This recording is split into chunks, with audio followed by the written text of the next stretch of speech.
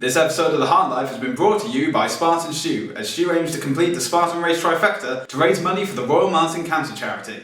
To find out more information and to donate, please click the link in the description down below. If you've seen any of my videos before, you'll know I'm a huge fan of rugby. My three favourite days of the year are my birthday, Christmas Day, and Six Nations Saturday, and after the majesty of this year's finale, you have some work to do, ITV. What's more, the Rugby World Cup is being held this year in England, and I cannot wait for it. I even have tickets for some of the games. So I say this as a fan of rugby, as someone who has tickets for their crown jewel tournament. The Rugby World Cup has to change. You could be larger than life, bigger than the world, living out the hopes and dreams of every boy and every girl. You could fly higher than the sky. Let's start with the groupings of the pools.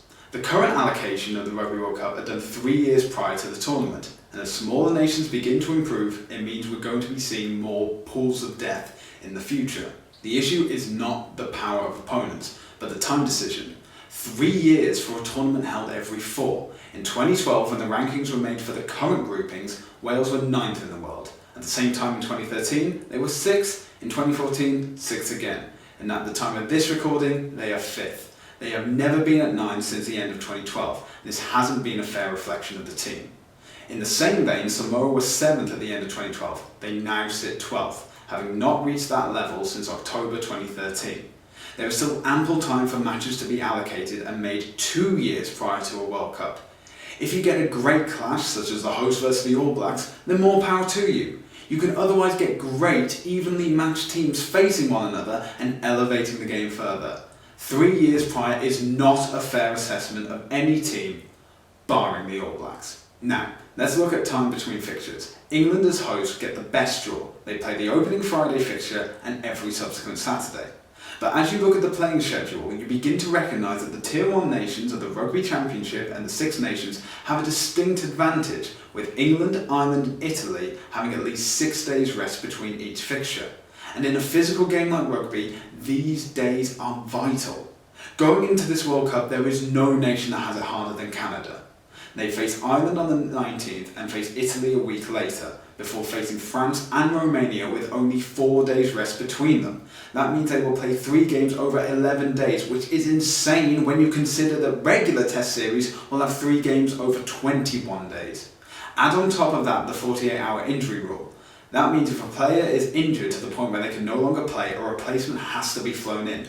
Not only do the team have to send a medical note that needs to be confirmed by World Rugby, but the new player cannot be in a match for the first 48 hours after the medical note is approved. What's more, once an original player is replaced, they cannot return to play in the rest of the tournament. So if Canada get an injury concern, that means they will need to make a decision within a few hours after their match. And if they make a wrong call, one player may just end up not playing in the tournament they've been training for the last 4 years.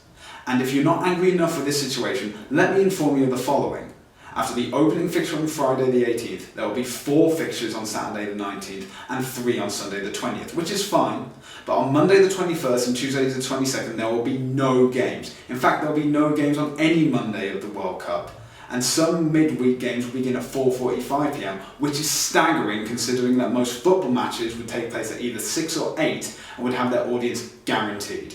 A way to combat these 2 issues will be as follows. There are 4 pools at the Rugby World Cup, each with 5 teams. The simplest way would be take the 5th team from each pool, make a new pool altogether. Qualification would be based upon the old Heineken Cup model, with the top pool team qualifying and the next 3 highest ranking runners up.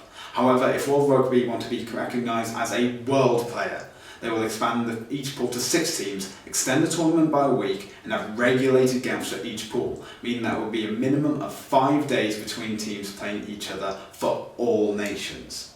Now, all of this, if considered, wouldn't be put into effect until 2019 for pool allocation and 2027 for everything. In 2009, World Rugby rubber-stamped Japan to host the 2019 Rugby World Cup. That bid helped them win the 2020 Olympics in Tokyo. Everything was going swimmingly until the Japanese Prime Minister Shinzo Abe decided that the design for the new Olympic stadium wasn't suitable and needed redesigning 2 months after the old stadium was demolished. This means that while the new stadium will be built for the Olympics, it won't be ready for the Rugby World Cup. And to say World Rugby aren't happy is an understatement. However, they've taken the completely wrong turn and threatened to pull the hosting rights from Japan, with both Australia and South Africa prepared to take on hosting duty should they pull the plug. But this is something that needs bringing up. In 2014, the IRB changed its name to World Rugby as a means of expanding the sport and encouraging other nations to progress with the sport.